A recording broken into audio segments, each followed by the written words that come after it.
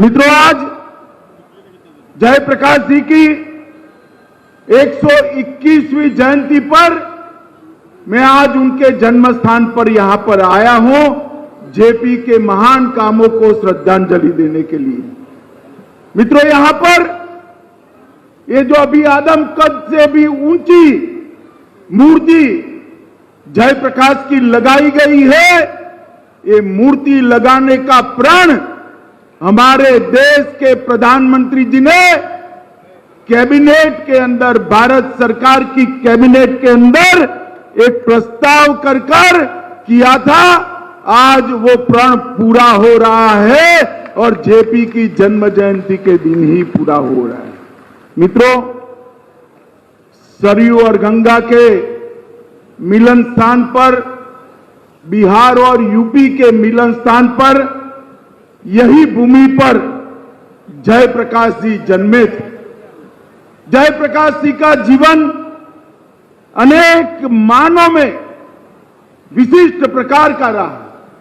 आजादी के लिए क्रांति के रास्ते पर भी लड़े, आजादी के लिए गांधी के बताए मार्ग पर भी लड़े। आजादी के बाद जब सत्ता लेने का समय आया, एक सन्यासी की भांति विनोबा भावे के साथ सर्वोदय की गतिविधि के अंदर वो जुड़ गए। और मित्रों, पूरा जीवन देश भर के भूमिहीनों के लिए, गरीबों के लिए, दलितों के लिए, पिछड़ों के लिए उन्होंने गुजारा। समाजवाद, सर्वोदयी विचारधारा और जाति विहीन समाज की रचना की कल्पना लेकर जयप्रकाश जी ने देश में अनेक विध नए नए प्रकल्प लिए।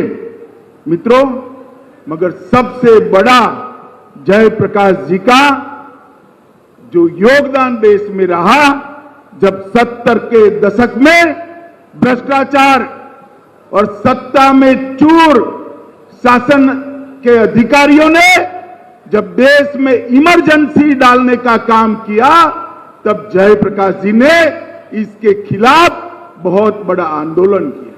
मैं गुजरात से आता हूं। 1973 में गुजरात के अंदर इंदिरा जी के अगुवाई में कांग्रेस की सरकार चलती थी। चिमन पटेल मुख्यमंत्री थे, बिहार में अब्दुल गफार मुख्यमंत्री। और मित्रों, इंदिरा जी ने सार्वजनिक रूप से सरकारों को चंदा उगाने का काम दिया। भ्रष्टाचार की गंगा शुरू हुई। इसके खिलाफ गुजरात के विद्यार्थियों ने आंदोलन किया और वो आंदोलन का नेतृत्व जयप्रकाश नारायण ने किया और गुजरात में सत्ता बदल दी। उसके बाद बिहार में आंदोलन किया और बिहार के अंदर जो आंदोलन हुआ, वो गांधी मैदान की रैली देखकर इंदिरा गांधी के पसीने छूट गए। मित्रों, देश के प्रधानमंत्री को जब जजमेंट आया, तब मजबूर होना पड़ा, देश के अंदर इमरजेंसी डाली और जेपी को भी जेल में डाल दिया। देश के विपक्ष के कई नेताओं को जेल में डाला। उनको था जेल में डालने से जेपी, मोरारजी भाई, आडवाणी जी, अटल जी सबके हौसले पस्त होंगे। मगर 1942 के भारत छोड़ो आंदोलन में हजारीबाग की जेल जिसको न रोक सकी, वो जयप्रकाश को इंदिरा जी की यातना न रोक पड़ी। जब इमरजेंसी उठी, जेपी ने पूरे विपक्ष को एक किया और उसके बाद देश में पहली गैर कांग्रेसी सरकार बनाने का काम मित्रों जयप्रकाश नारायण ने किया। उस वक्त पहली बार जेपी ने जनसंघ को भी साथ में लिया और सत्ता के बाहर रहकर परिवर्तन किस प्रकार से किया जा सकता है, उसका उत्कृष्ट उदाहरण अगर किसी ने दिया मित्रों, तो जयप्रकाश नारायण ने दिया। आज देश में मोदी जी के नेतृत्व में एक सरकार चल रही है।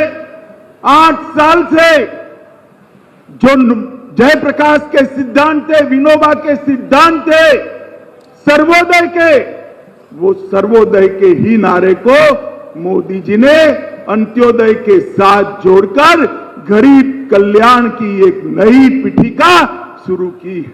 देश के 60 करोड़ गरीबों को 5 लाख से ज्यादा स्वास्थ्य का बीमा देना, हर गरीब